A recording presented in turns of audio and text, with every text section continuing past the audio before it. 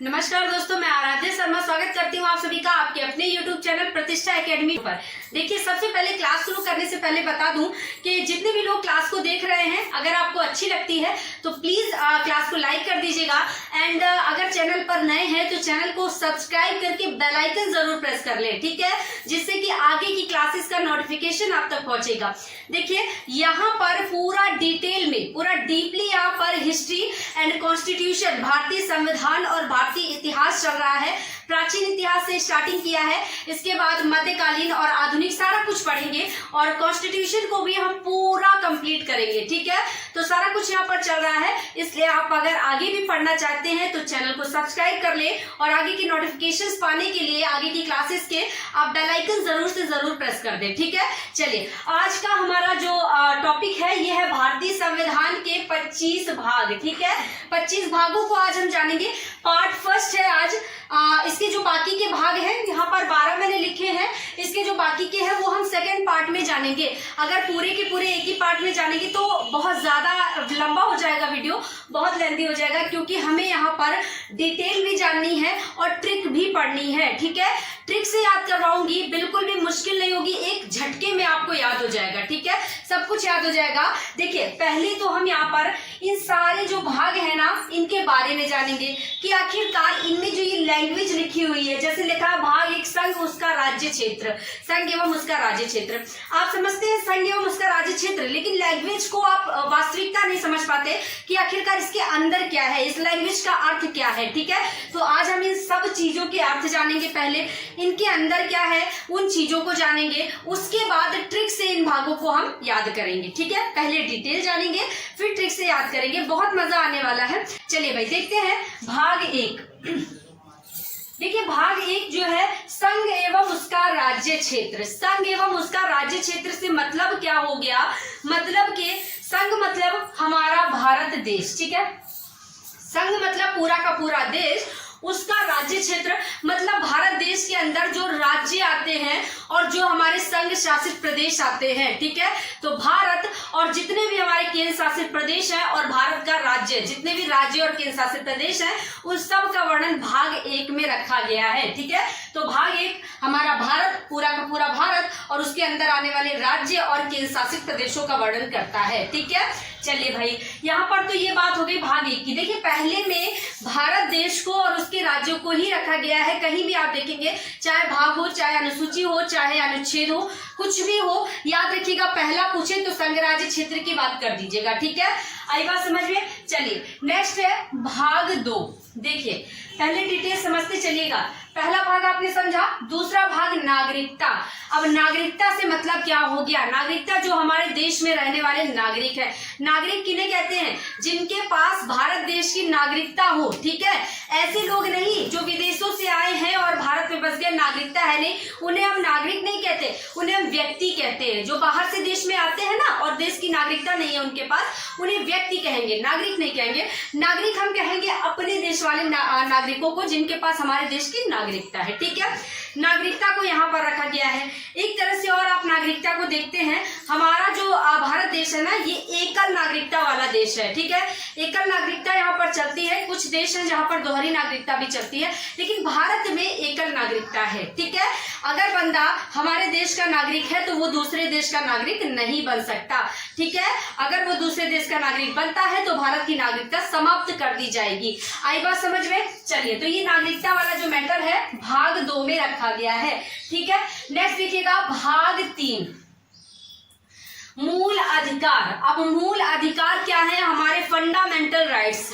मूल अधिकार हमें दिए गए हैं, जो कि जैसे कि हमारा स्वतंत्रता का अधिकार, हमारा वाक की आजादी, दैहिक स्वतंत्रता, ये सारे के सारे, धर्म की आजादी। आप देखिए, भारत में रहते हैं, भारत जो है ये धर्म निरपेक्ष है, धर्म निरपेक्ष कह लीजिए या पंथ निरपेक्ष कह लीजिए। इसका अर्थ होता है जहां पर सभी धर्मों को समानता हो, ठीक है। तो भारत में हर एक धर्म को मान्यता दी गई है। ऐसा नहीं है कि यह हिंदुओं का देश है तो केवल हिंदू धर्म को ही मान्यता है। यहाँ पर हिंदू, मुस्लिम, सिख, ईसाई हर धर्म को मान्यता है, ठीक है। तो जो हमारा हमें धार्मिक जो स्वतंत्रताएं दी गई हैं, दैहिक जो स्वतंत्रताएं दी गई हैं, वाक की आजादी दी गई है, जो भी हमारी स्वतंत्रता स्वतंत्रताएं हैं वो सब हमारे मूल अधिकारों के अंतर्गत आती हैं, ठीक है। और ये मूल अधिकार कहाँ रखे गए हैं, भाग 3 में रखे गए हैं, ठीक है। मूल अधिकार जो हमारे अधिकार हैं, हमें जीने की स्वतंत्रता है, हमें स्वतंत्र घूमने की आजादी है, ये सारे के सारे हमारे खुद के अधिकार हैं। नहीं मिलेंगे तो हम न्यायालय में याचिका दायर करेंगे, ठीक है। तो भाग 3 जो है मूल अधिकारों से रिलेटेड है। भाग 4 देखिएगा, नीति निर्देशक तत्व। देखिए ये तो हमारे मूल अधिकार है, हमें मिलने ही मिलने हैं, नहीं मिलेंगे तो याचिका दायर कर सकते हैं हम न्यायालय में। लेकिन ये जो नीति निर्देशक तत्व है ना, ये राज्य के कर्तव्य, राज्य के अधिकार हैं। राज्य हमें चाहे तो दे, अन्यथा न चाहे तो ना दे, राज्य की कंडीशंस पर निर्भर करता है। नीति निर्देशक तत्व जो है ये भी हम आम नागरिक के, हम जनता के अधिकार हैं, लेकिन राज्य के अकॉर्डिंग। राज्य के पास अगर स्थिति, जैसे आप देखते हैं कि राज्य जो है सर्विसेज निकालती है, आपके लिए जॉब निकालती है, वैकेंसियां निकालती है, तो जब राज्य की कंडीशन होती है तभी तो निकालती है ना। कंडीशन नहीं है तो कैसे निकालेंगे भाई। निकाल रहे हैं, जॉब हो रही है, आप पेपर दे रहे हैं, आप सेलेक्ट हो रहे हैं, जॉब कर रहे हैं, ठीक। तो ये आपका अधिकार, जॉब पाना आपका अधिकार है, लेकिन वो देना राज्य के अंडर में है, ठीक है। राज्य अगर स्थिति है तो देगा, नहीं तो उस पर कोई फोर्स नहीं है। इसके लिए आप याचिका दायर नहीं कर सकते। आप कहीं भी न्यायालय में ये नहीं कह सकते भाई हमें नौकरी चाहिए और ये हमें नौकरी नहीं दे रहे, ठीक। ये इस चीज के लिए नहीं, अधिकार हमारे ये, ठीक है। तो जो ये मूल अधिकार है ये हमें मिलने ही मिलने हैं, ये भी हमारे अधिकार है। नीति निर्देशक तत्व ये हमें तब मिलते हैं जब राज्य की कंडीशन होती है, ठीक है। आई बात समझ में? चलिए भाई, तो देखिए नीति निर्देशक तत्वों का मतलब लोग अधिकतर नहीं समझते, अब आपको समझ आ गया होगा मेरे ख्याल से, ठीक। ये भी हमारे अधिकार है लेकिन राज्य के अकॉर्डिंग। नेक्स्ट है भाग 4 का। भाग 4 का देखिए ये बाद में जोड़ा गया, ये 42वें संविधान संशोधन 1976 द्वारा जोड़ा गया। भाग 4 का जो है ना मूल कर्तव्य, ये 42वें संविधान संशोधन 1976 द्वारा जोड़ा गया। मूल कर्तव्य क्या है, देखिए कर्तव्य और अधिकार में अंतर है। अधिकार जो हम लेते हैं, कर्तव्य जो हम करते हैं, ठीक है। कर्तव्य जो हम दूसरों के लिए करते हैं वो हमारे कर्तव्य होते हैं। तो संविधान में पहले मूल कर्तव्य नहीं थे, बाद में जोड़े गए 42वें संविधान संशोधन 1976 द्वारा, ठीक है। आई बात समझ में? ये मूल कर्तव्य किसकी सिफारिश पर जोड़े गए, तो देखिएगा ये सरदार स्वर्ण सिंह की सिफारिश पर जोड़े गए। स्वर्ण सिंह, ठीक है, एक व्यक्ति थे सरदार स्वर्ण सिंह, इनकी सिफारिश पर भारतीय संविधान में मूल कर्तव्यों को जोड़ा गया, ठीक है। इससे पहले मूल कर्तव्य नहीं थे। इन्होंने, सरदार स्वर्ण सिंह ने 8 मूल कर्तव्यों की मांग करी थी, याद रखिएगा, लेकिन एंड में फाइनली 10 जोड़े गए, ठीक है। तो मांग अगर पूछा जाए कितने की हुई थी तो 8 की मांग हुई थी, लेकिन जोड़े कितने गए, 10 जोड़े गए थे। वर्तमान में कितने हैं, तो वर्तमान में 11 मूल कर्तव्य हैं, याद रखिएगा 11, एक बाद में जोड़ दिया गया जो कि शिक्षा से रिलेटेड है, ठीक है, एक लास्ट में। तो वर्तमान में 11 मूल कर्तव्य हैं। चलिए, तो ये मूल कर्तव्यों से रिलेटेड है। अब मूल कर्तव्य हमारे कौन कौन से हैं, जैसे कि हमारे पेरेंट्स के मूल कर्तव्य वो अपने बच्चों को शिक्षा दिलाएं। हमारे मूल कर्तव्य हैं नागरिकों के कि हम पेड़ पौधों की सुरक्षा करें, जीव जंतुओं की सुरक्षा करें, प्रदूषण न फैलाए, ये हमारे कर्तव्य हैं, ठीक है। चलिए नेक्स्ट देखते हैं भाग 5। 4 का हो गया, भाग 5 संघ कार्यपालिका। देखिएगा संघ कार्यपालिका से मतलब क्या हो गया, केंद्र की कार्यपालिका, केंद्र, ठीक है। संघ मतलब क्या होता है, केंद्र होता है। तो केंद्र में जो सरकार है ना उसका वर्णन भाग 5 में दिया गया है, ठीक है। केंद्र सरकार के बारे में, केंद्र सरकार किस प्रकार से काम करती है, सारा कुछ, क्या उसके अधिकार हैं। चलिए इस आगे है भाग 6 राज्य कार्यपालिका। राज्यों में जो गवर्नमेंट होती है उसका वर्णन भाग 6 में दिया है। राज्य कार्यपालिका, कार्यपालिका का मतलब है सरकार, जो राज्यों की सरकार है, आप देखते हैं सीएम, ठीक है। चलिए नेक्स्ट, राज्य सरकार के पास क्या अधिकार है, क्या उन पर प्रतिबंध लगाए जा सकते हैं, ये सारा कुछ भाग 6 में रखा गया है। यहाँ पर मैंने कोई नंबरिंग नहीं डाली है, ये नंबरिंग चल रही है हमारे भागों की, क्योंकि आप कंफ्यूज हो जाते हैं। जो का खा जुड़े होते हैं ना इनको आप उसी में ऐड कर देते हैं, और 22 गिनते तो कहते हैं 22 ही तो है, 25 कहाँ है, इसलिए मैंने यहाँ पर नंबरिंग लिख दी है सबकी, ठीक है। देखिए जो का वाला है वो अगले नंबर पे आएगा, क्योंकि ये भी काउंट होते हैं, इसलिए 25 हुए हैं, 3 बाद में जुड़े इसलिए 25 हुए, ठीक है। चलिए भाई, तो ये वाला जो भाग है ना, ये भाग 7, इस पे मैंने कोई नंबरिंग नहीं डाली है, ये भाग 7 क्यों नहीं डाली है? क्योंकि ये निश्चित है, ये निकल गया है भारतीय संविधान से, ठीक है। तो ये निश्चित है, देखिए यहाँ मैंने लिखा है निकल गया, निश्चित, निश्चित मतलब निकल गया। अब ये कब निकाला गया? तो ये निकाला गया, देखिएगा 7वें संविधान संशोधन 1956 द्वारा, ये 7वें संविधान संशोधन 1956 द्वारा भाग 7 निकाल दिया गया। बिल्कुल इजी है, अगर पूछा जाए किस संशोधन द्वारा, तो 7वें संविधान संशोधन द्वारा। देखिए 7वां भाग और 7वां संशोधन, ठीक है। आगे बात समझ में, क्यों निकाल दिया गया, इसमें क्या चीजें थी, इनको भी समझिएगा। भाग 7 जो था ना, इसमें ग्रुप डी के क्षेत्र आते थे। ग्रुप डी का मतलब क्या हो गया, जैसे कि जब हमारा भारत स्वतंत्र हुआ तो भारत के राज्य जो है अलग अलग डिवाइड होने लगे, तो वहां पर जब संविधान में जो देशी रियासतों के अंतर्गत जो राज्य आते थे ना, जो क्षेत्र आते थे देशी रियासतों के अंतर्गत, उनकी जरूरत नहीं लगी, वो भाग 7 में रखे गए थे। जो देशी रियासतों के अंतर्गत आते थे, अब देशी रियासतें तो खत्म हो गई, तो जो वो भाग 7 में रखे गए थे, अब उनकी जरूरत नहीं लगी, तो इस भाग 7 को हटा दिया गया, ठीक है, याद रखिएगा। चलिए 8वें नंबर पे देखते हैं भाग 8, संघ राज्य क्षेत्र। देखिए ऊपर आपने पढ़ा था संघ एवं उसका राज्य क्षेत्र, ठीक है, मतलब भारत और भारत के राज्य और उसके क्षेत्र, ठीक है। यहाँ केवल संघ राज्य क्षेत्र मतलब कि केंद्र, संघ मतलब केंद्र, केंद्र शासित प्रदेशों का वर्णन, यहाँ पर स्पेशली केंद्र शासित प्रदेशों का वर्णन है। और भाग 1 में भारत और उसके अंदर जितने भी राज्य और केंद्र शासित प्रदेश आते हैं, सबका एक साथ वर्णन है, ठीक है।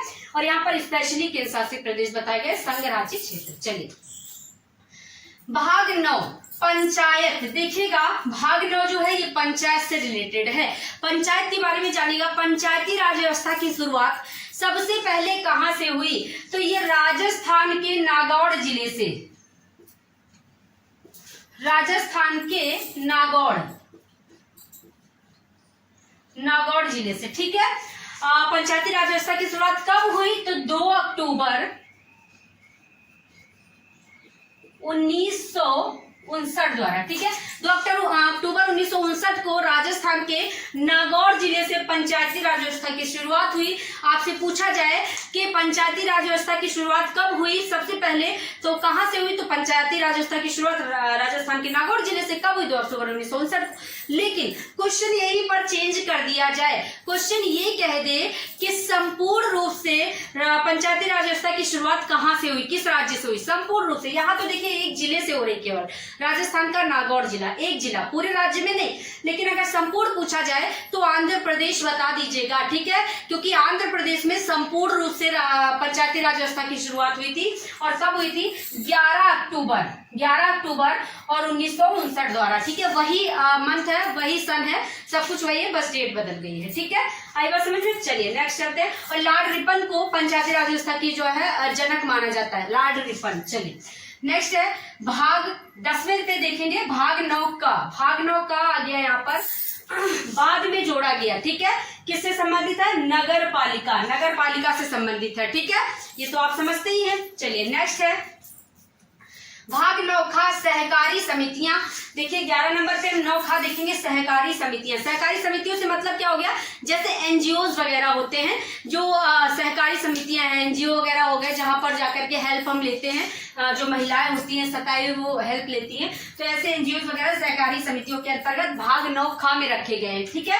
चलिए नेक्स्ट 12 देखते हैं। 12 नंबर पे भाग 10 आता है, अनुसूचित और जनजाति क्षेत्र। अनुसूचित और जनजाति क्षेत्र से क्या मतलब हो गया, जैसे पिछड़े क्षेत्र होते हैं, जैसे हम देखते हैं ना आदिवासियों टाइप के लोग होते हैं, कुछ क्षेत्र होते हैं, तो उनके लिए जो कानून है वो यहाँ पर रखे गए हैं। इनके लिए विशेष कानून है कि वो अपने ढंग से अपने कानून बना सके, अपने हिसाब से रह सके। भाई पिछड़े क्षेत्रों को हम क्या कहेंगे, तो उनके लिए यहाँ पर प्रशासन रखा गया, विशेष यहाँ पर उपबंध रखे गए हैं भाग 10 में, ठीक है।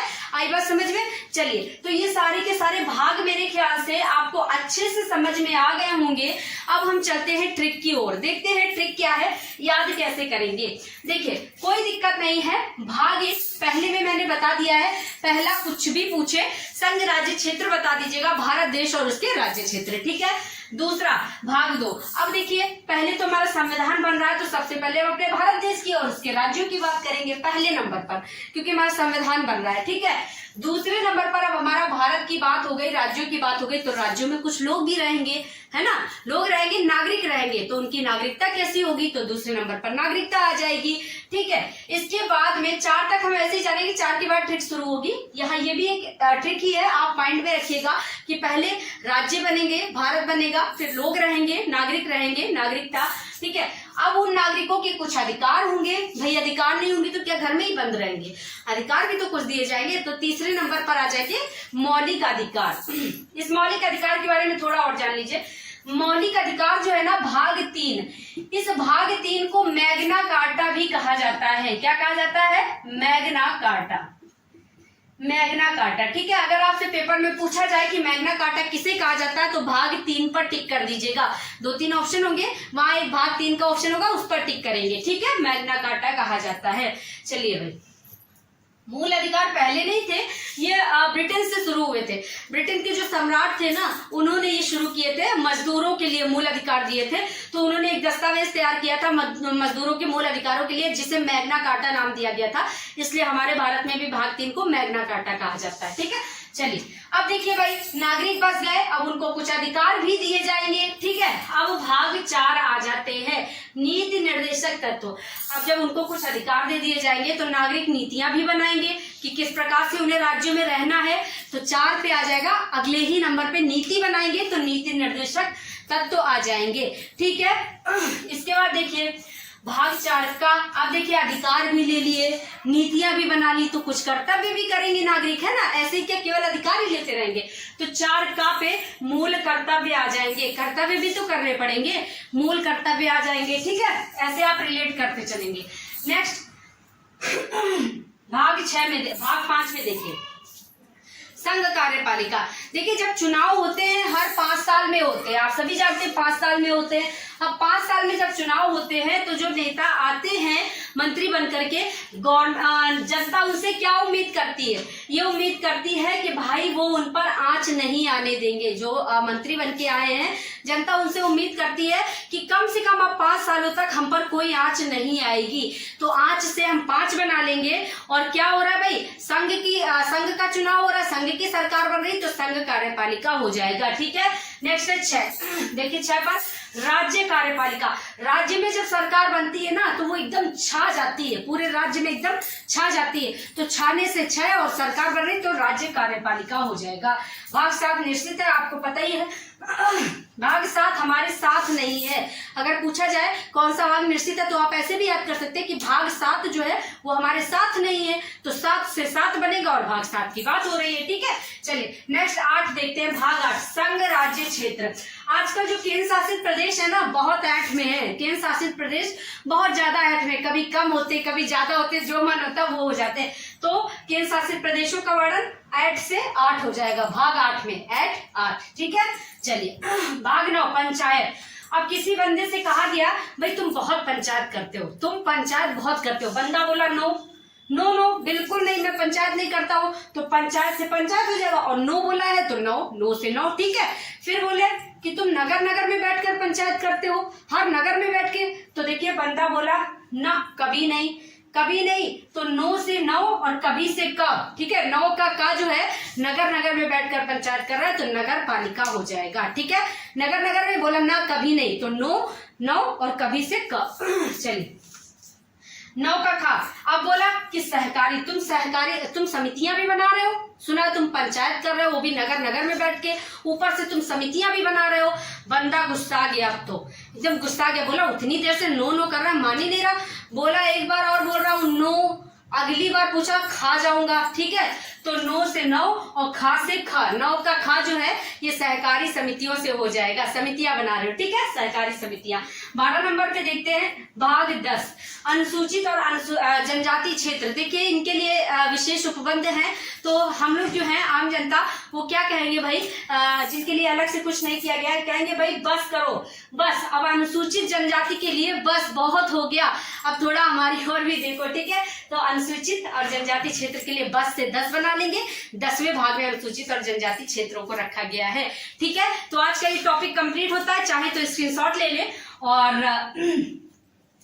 कल फिर मिलेंगे अगले टॉपिक के साथ, अगले पार्ट के साथ। तब तक के लिए सभी को टाटा बाय बाय, नमस्कार।